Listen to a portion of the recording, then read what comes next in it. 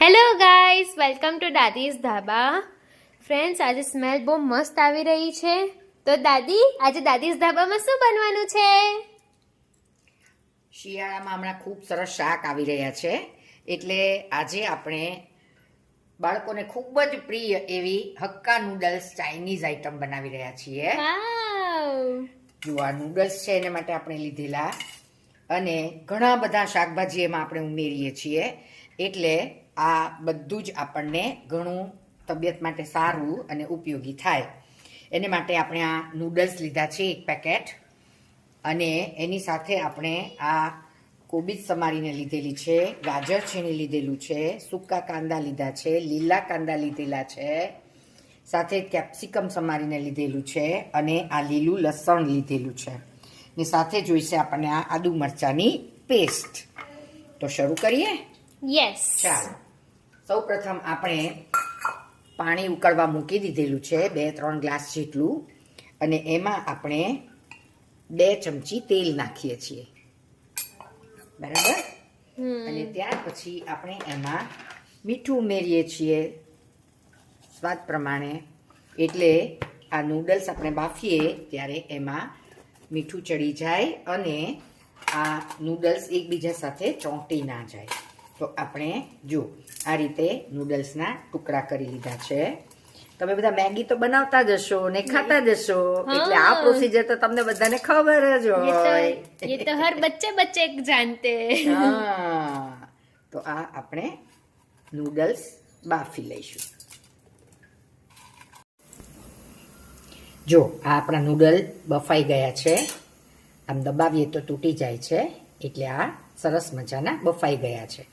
આપણે એને આમાં કાઢી લીધેલા છે, અને પછી એના પર આપણે ઠંડુ પાણી રેડી દીધેલું હતું, એટલે વધારે પડતા ચીપચીપ ના થઈ જાય અને બફાઈ ન જાય.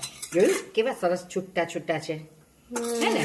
તેલ નાખ્યું હતું ને, એટલે બરાબર સરસ છૂટા છૂટા છે. તો આપણા નૂડલ્સ તૈયાર છે. હવે આપણે એને વઘારી દઈએ. ચાલો, તો તેને માટે આપણે આ કડાઈમાં 4 પળી જેટલું તેલ લઈએ,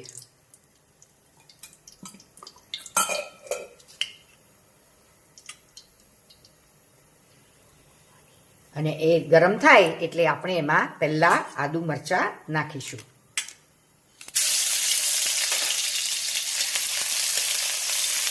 અને થોડા સંતળાઈ જાય એટલે આપણે ગેસ ધીમો જ રાખીશું, એટલે મસાલા બળે નહીં. અને ત્યાર પછી આપણે આ કાંદા, કેપ્સિકમ, કોબી, બધા જ શાકભાજી અંદર નાખી દઈએ. આ થોડું સંતળાય એટલે પછી આપણે ગાજર નાખીશું. એને થોડી વાર તેલમાં સંતળાવા દઈએ, કેમ કે કોબીને સંતળાતા સહેજ વાર લાગે, અને ગાજર છીણેલું હોય એટલે એને બહુ વાર લાગે નહીં. ચલો, હવે થોડા કોબીને સંતળાઈ ગયા છે, એટલે આપણે એમાં આ ગાજર પણ નાખી દઈએ. આ લીલું લસણ આપણે છેલ્લે નાખીશું ગાર્નિશિંગ માટે. લીલું લસણ અને લીલા કાંદાનો જે લીલો ભાગ છે તે આપણે પાછળથી ગાર્નિશિંગ માટે નાખીશું. હવે આપણે એમાં આ નૂડલ્સ સાથેનો મસાલો છે તે નાખી દઈએ. ફ્રેન્ડ્સ, સ્મેલ બહુ મસ્ત આવી રહી છે. આમાં આપણે ગેસ ફાસ્ટ જ રાખીશું.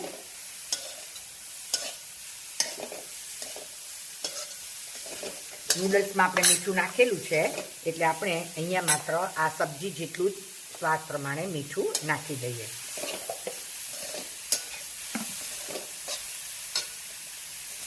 ફ્રેન્ડ્સ, પ્યોર ચાઇનીઝ સ્મેલ આવી રહી છે. હજુ તો આ બધા સોસ પડશે ને ત્યારે અસલી સુગંધ આવશે. જોઈશે તો ખરી. થોડું સતળાવા દે. બસ, ચાલો, સતળાઈ ગયું છે. હવે આપણે એમાં સોયા સોસ નાખી દઈએ, અને સાથે આ 1 લીંબુનો રસ નાખીએ. આપણે આમાં વિનેગર અથવા તો ચીલી સોસ એવું નાખતા નથી, માત્ર સોયા સોસનો જ ઉપયોગ કરીએ છીએ.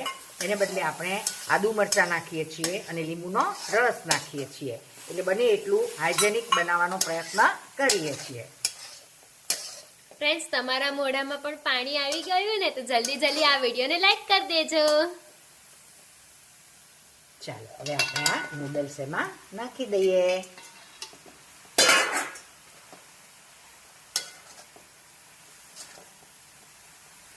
જો આપણે સરસ મજાનું મિક્સ કરી દીધેલું છે બધું અને આપણા નૂડલ્સ રેડી છે. તો હવે આપણે એમાં આ લીલા કાંદાનો લીલો ભાગ નાખી દઈએ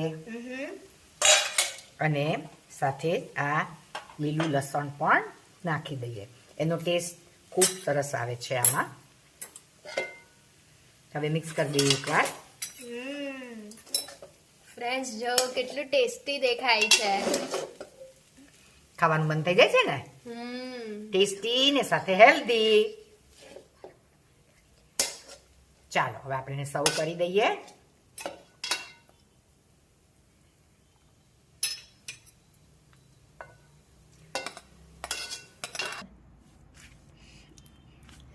ચાલો તો જુઓ આપણા ચાઇનીઝ હક્કા નૂડલ્સ રેડી છે ખાવા માટે.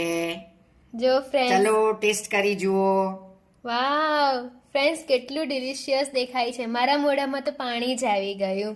ફ્રેન્ડ્સ તમને આ જો આઈટમ ગમી હોય તો આ વિડીયોને લાઈક કરજો, તમારા ફ્રેન્ડ્સ અને ફેમિલીમાં શેર કરજો અને મારી ચેનલને સબસ્ક્રાઈબ કરવાનું ભૂલતા નહીં. બાય.